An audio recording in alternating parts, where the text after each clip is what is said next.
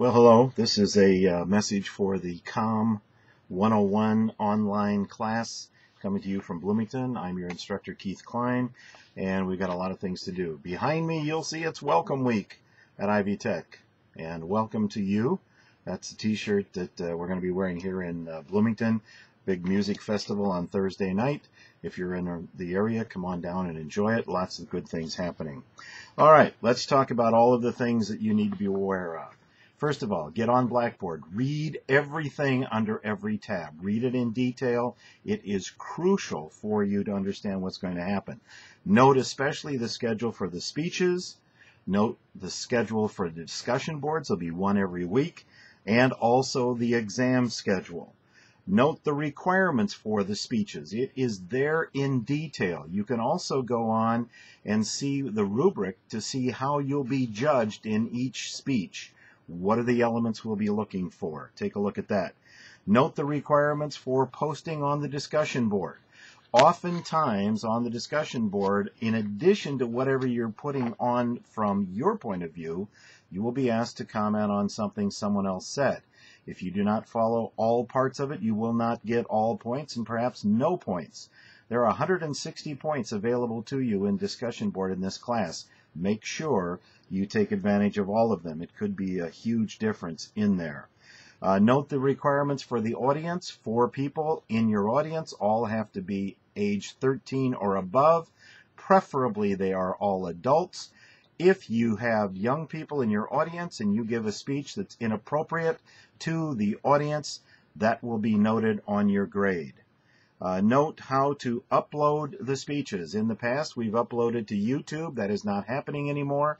Note what to do and how to do it. Make sure you understand that.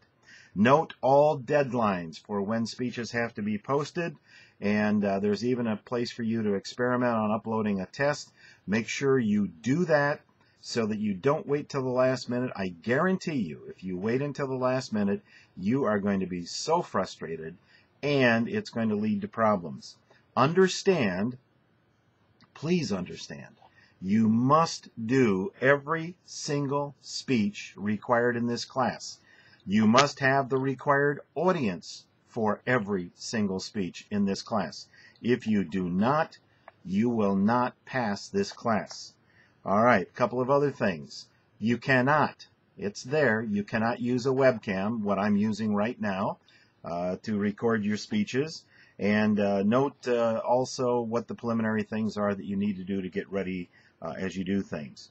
The shot that you're supposed to use when you do your speeches, see this shot right here, an inch or so above my head, bust line, that's the shot. I want it that close. I've got to be able to see your eyes. Now, your audience will be sitting behind you after they come on. We'll talk about that in a little bit. But you do not talk to them like this. You talk to me. I am the camera. Talk to me exclusively. Your audience can pick up on that. That's a little different than what you would do if you were in a face-to-face class. But for me to judge, one of the key things that we look at in a speech is eye contact. Notice how I have my eye on you most of the time. All right, when I look down, I'm looking down. When I come back up, I'm looking right at the camera. For those of you who say, well, I know, it's tough. All right, don't see the camera as a piece of hardware. See it as, see this short, fat, chubby guy sitting behind her. Talk to me. Don't talk to a piece of hardware. Makes a huge difference. All right, the microphone is on the camera. Do not set the camera up in the North 40 and zoom to this shot.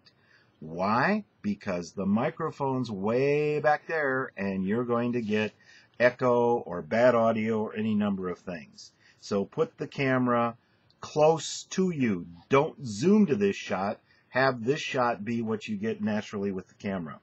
Pay close attention to the room lighting. Couple of things. Do not stand in front of a window. Do not stand with bright lights over both of your shoulders. The camera has an iris in it. It tends to be an auto iris. Even when I move a little bit here, you'll see the camera change because the amount of light that's getting into it. All right, your camera will do the same thing.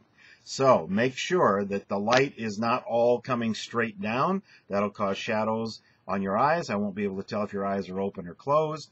also have some light coming at you. Don't stand next to a 1,000,000-gallon fish tank with a bubbler in it.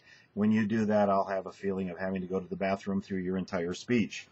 Watch for room noise. Turn off televisions in other rooms. You'll be amazed how many times I have speeches where the kids are in another room watching television and I can hear the TV set better than I can hear the speaker. I even had one student in the class forget that they had a police monitor in the room that while they were speaking said, "Car 54, go to 14th and Grant. You have a DUI over there."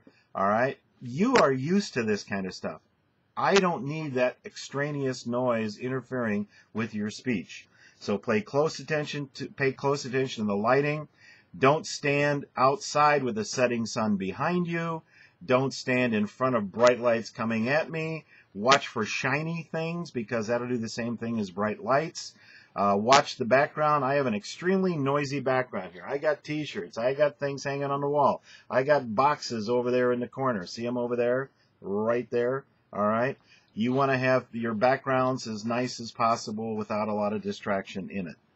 The audience passes in front of the camera. As you set up the camera and you're ready to go, step back. The audience passes in front of the camera. They come like this, stand here for 1, 2, 3, 4, 5, and then leave. So I can see and judge about how old they are.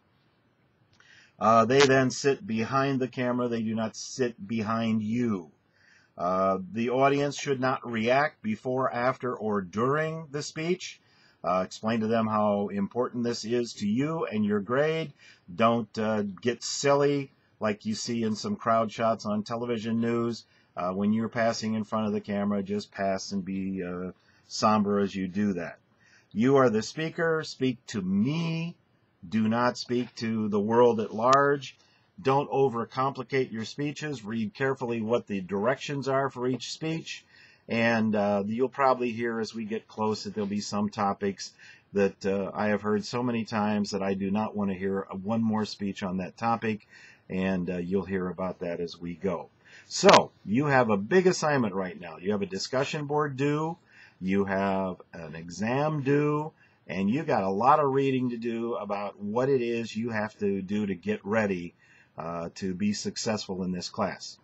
How successful can you be? Well, maybe not everybody will get an A in the class, but at least C's, lots of B's, and there'll be some A's in this class. Count on it. Also, philosophically, from my standpoint, I am not here to make you the keynote speaker at some big national world meeting of something. My job is to make you feel comfortable enough when you finish this class that if you had to go to a school board meeting on behalf of your children or to a city or a county council meeting on behalf of yourself, you would not be so terrified that you would not do that. Speaking in public is one of the #1 fears most people have. You just need to learn to get over that. It's only me and you in reality, and we're going to get through this. You're going to enjoy it. I'm going to enjoy it. Watch your grammar when you speak. Watch your articulation. Make sure that I hear all the words. We have a natural tendency in English to say I'm going, coming, doing, instead of doing, going, coming. Let me hear all of the aspects of all of the words. Don't get too informal in your speech, but don't get too formal either. Okay? If you have any questions, you have my phone number. Call me, and I'll be happy to talk to you when I can get a chance to return your call if I'm not in the office when you call. Have a great one. Enjoy this class. I'm going to enjoy teaching it. I hope you enjoy taking it. And as nervous as you are right now, when it's over with, I think you're going to find out you have come a very, very long way. Have a great one.